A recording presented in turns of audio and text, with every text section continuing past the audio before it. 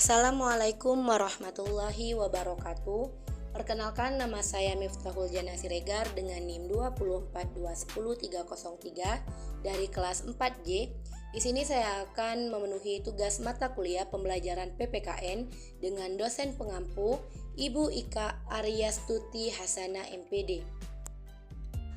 Baiklah, di sini saya akan menjelaskan tentang gambaran umum PKN dan karakteristik PKN.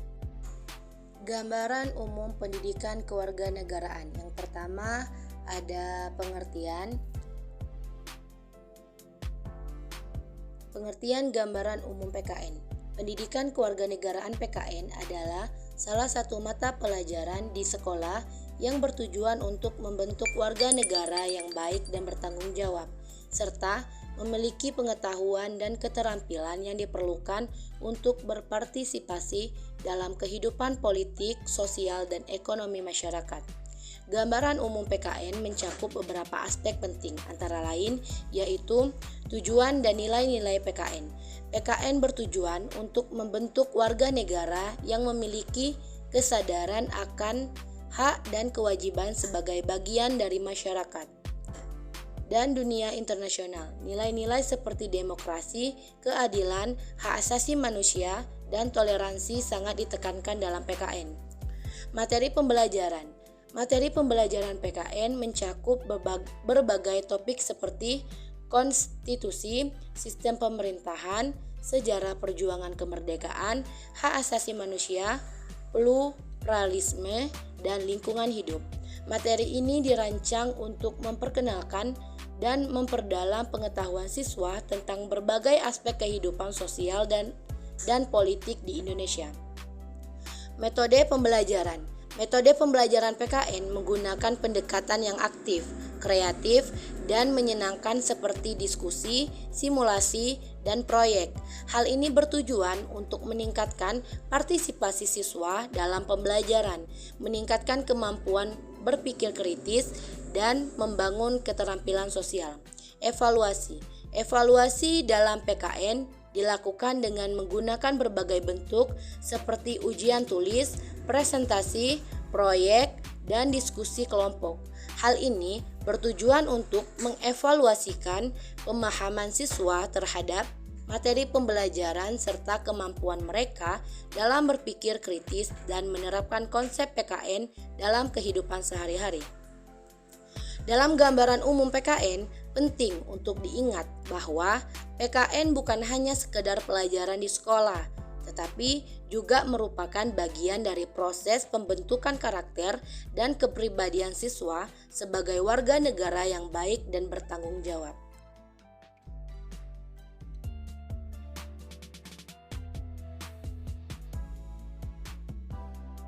Yang kedua yaitu ada latar belakang.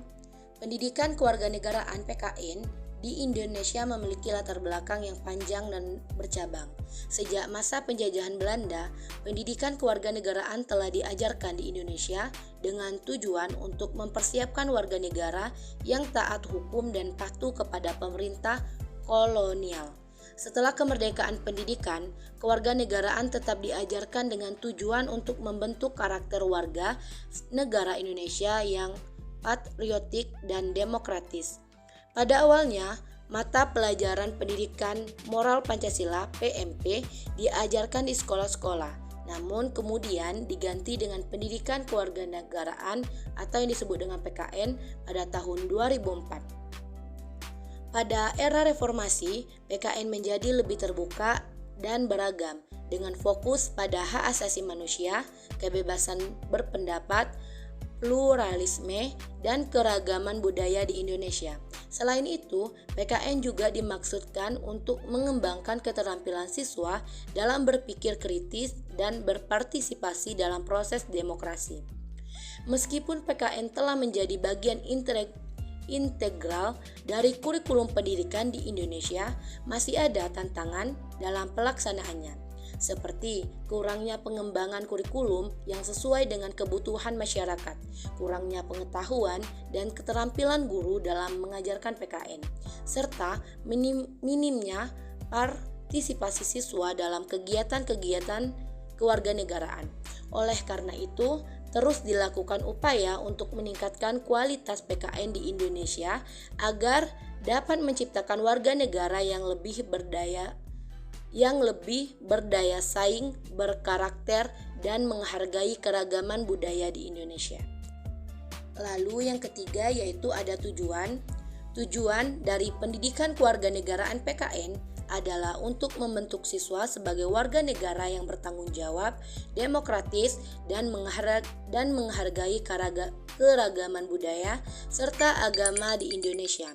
Berikut adalah gambaran umum tujuan PKN: meningkatkan kesadaran siswa akan hak dan kewajiban sebagai warga negara yang baik dan taat hukum, mendorong partisipasi siswa dalam kegiatan kewarganegaraan dan meningkatkan kesadaran politik mereka untuk berperan aktif dalam proses demokrasi, mengembangkan keterampilan siswa dalam berpikir kritis, analitis, dan reflektif dalam konteks sosial dan politik, dan mempromosikan sikap toleransi, saling menghargai, dan kerja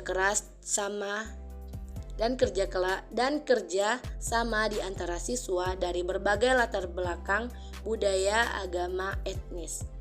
Memperkenalkan prinsip demokrasi, hak asasi manusia, kebebasan berpendapat, dan nilai-nilai norma serta etika yang berkaitan dengan kewarganegaraan, meningkatkan pemahaman siswa tentang sejarah, geografi, dan kebudayaan Indonesia sebagai warga negara Indonesia yang baik.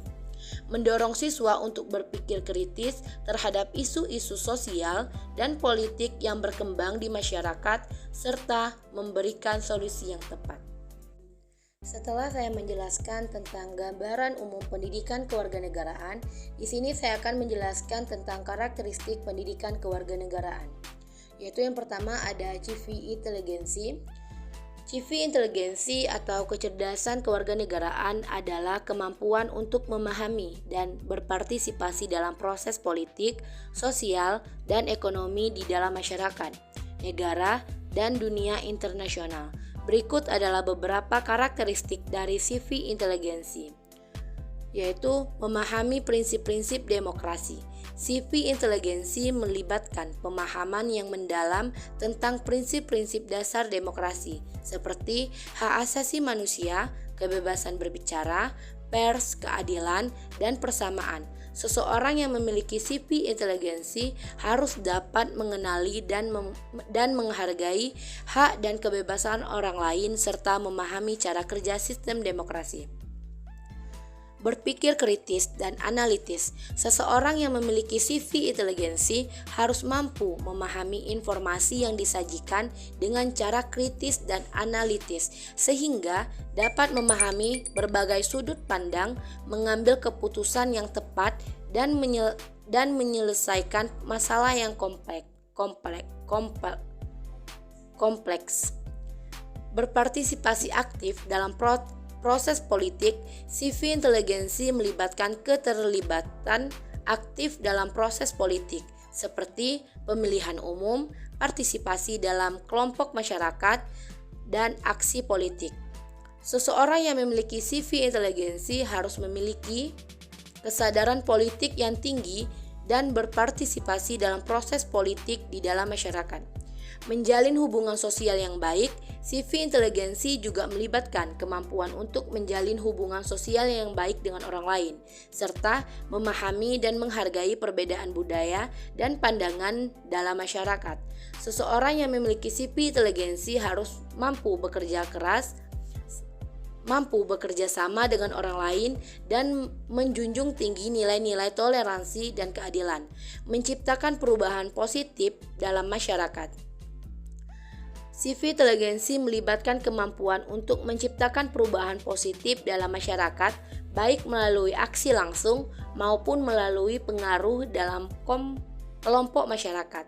Seseorang yang memiliki CV inteligensi harus memiliki kemampuan untuk mempengaruhi dan memimpin orang lain menuju tujuan yang positif dan bermanfaat bagi masyarakat. Lalu yang kedua yaitu ada CV responsibility. Civil responsibility atau tanggung jawab kewarganegaraan adalah kewajiban moral dan sosial yang dimiliki oleh setiap warga negara untuk berpartisipasi dalam kegiatan yang membangun masyarakat dan negara. Berikut adalah beberapa karakteristik dari civil responsibility, yaitu kesadaran akan hak dan kewajiban sebagai warga negara. Seseorang yang memiliki civil responsibility harus memahami hak dan kewajiban mereka sebagai warga negara yang baik. Mereka harus memahami bahwa mereka memiliki tanggung jawab untuk berpartisipasi dalam kegiatan yang membangun masyarakat dan negara, serta mematuhi hukum dan aturan yang berlaku. Berpartisipasi dalam proses politik dan masyarakat, civil responsibility melibatkan partisipasi aktif dalam proses politik dan masyarakat. Seseorang yang memiliki civil responsibility harus menghadiri pertemuan masyarakat dan bekerja sama dengan anggota masyarakat lainnya untuk membangun komunitas yang lebih baik. Peduli terhadap kepentingan masyarakat.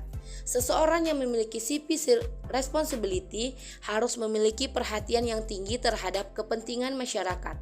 Mereka harus memperhatikan kepentingan bersama di atas kepentingan pribadi dan bekerja sama dengan anggota masyarakat lainnya untuk menciptakan lingkungan yang aman dan sejahtera bagi semua orang. Menjaga nilai-nilai moral dan etika. Civil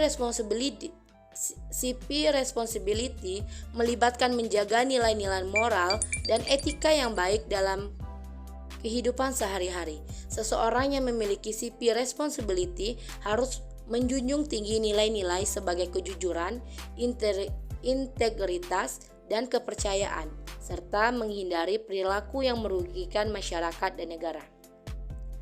Menjaga agen perubahan positif. Civil responsibility melibatkan menjadi agen perubahan positif dalam masyarakat dan negara. Seseorang yang memiliki civil responsibility harus memiliki visi untuk memperbaiki keadaan dan melakukan tindakan nyata untuk mencapai tujuan tersebut, baik melalui aksi individu maupun kolaboratif dengan anggota masyarakat lainnya. Dan yang ketiga yaitu ada civil participation. Civil participation atau partisipasi dalam konteks pendidikan kewarganegaraan mengacu pada keterlibatan aktif warga negara dalam kegiatan sosial dan politik untuk membangun masyarakat dan negara. Berikut adalah beberapa karakteristik dari civil participation: aktif dan terlibat. Seseorang yang memiliki karakteristik participation harus aktif dan terlibat dalam berbagai kegiatan sosial dan politik. Mereka harus memperhatikan berbagai isu penting yang terjadi di masyarakat dan berpartisipasi dalam kegiatan yang membantu memecahkan masalah tersebut. Lalu, menghargai pluralisme. Seseorang partisipan yang baik harus menghargai pluralisme dan keragaman dalam masyarakat. Mereka harus memperhatikan pandangan dan kebutuhan orang lain dan menghormati perbedaan tersebut tanpa diskriminasi. Berpikir kritis dan analitis. Karakteristik participation juga melibatkan kemampuan untuk berpikir kritis dan analitis. Seseorang partisipan yang baik harus mampu memahami isu-isu yang kompleks dan mempertimbangkan sebagai sudut pandang sebagai membuat keputusan. Kreatif dan inovatif. Seseorang partisipan yang baik juga harus kreatif dan inovatif dalam mencari solusi untuk berbagai masalah yang terjadi di masyarakat. Mereka harus mendapat mengembangkan ide-ide baru dan mengeksplorasi cara-cara baru dalam mencapai tujuan yang diinginkan. Berani dan tegas. Karakteristik participation juga melibatkan sifat keberanian dan ketegasan. Seseorang partisipan yang baik harus berani mengemukakan pendapat dan tegas dalam mempertahankan kepentingan yang diwakilinya. Dengan memiliki karakteristik participation, seseorang dapat berperan aktif dalam membangun masyarakat dan negara, serta mengambil bagian dalam proses pembangunan yang adil dan berkelanjutan. Baiklah, cukup sekian yang dapat saya sampaikan pada materi yang saya jelaskan tadi. Saya akhiri dengan wabillahi taufiq wal hidayah waridho wal inayah. Wassalamualaikum warahmatullahi wabarakatuh.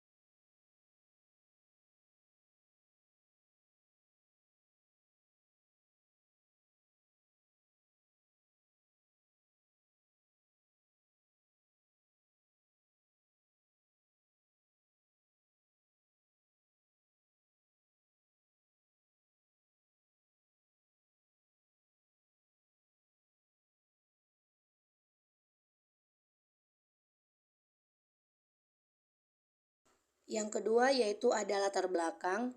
Pendidikan kewarganegaraan (PKN) di Indonesia memiliki latar belakang yang panjang dan bercabang. Sejak masa penjajahan Belanda, pendidikan kewarganegaraan telah diajarkan di Indonesia dengan tujuan untuk mempersiapkan warga negara yang taat hukum dan patuh kepada pemerintah kolonial. Setelah kemerdekaan pendidikan, kewarganegaraan tetap diajarkan dengan tujuan untuk membentuk karakter warga negara Indonesia yang patriotik dan demokratis. Pada awalnya, mata pelajaran pendidikan moral Pancasila (PMP) diajarkan di sekolah-sekolah, namun kemudian diganti dengan pendidikan kewarganegaraan atau yang disebut dengan PKN pada tahun 2004. Pada era reformasi, PKN menjadi lebih terbuka dan beragam dengan fokus pada hak asasi manusia, kebebasan berpendapat, pluralisme, dan keragaman budaya di Indonesia. Selain itu, PKN juga dimaksudkan untuk mengembangkan keterampilan siswa dalam berpikir kritis dan berpartisipasi dalam proses demokrasi. Meskipun PKN telah menjadi bagian integral dari kurikulum pendidikan di Indonesia, masih ada tantangan dalam pelaksanaannya, seperti kurangnya pengembangan kurikulum yang sesuai dengan kebutuhan masyarakat, kurangnya pengetahuan dan keterampilan guru dalam mengajarkan PKN, serta minimnya partisipasi siswa dalam kegiatan-kegiatan kewarganegaraan. Oleh karena itu, terus dilakukan upaya untuk meningkatkan kualitas PKN di Indonesia agar dapat menciptakan warga negara yang lebih berdaya saing, berkarakter, dan menghargai keragaman budaya di Indonesia.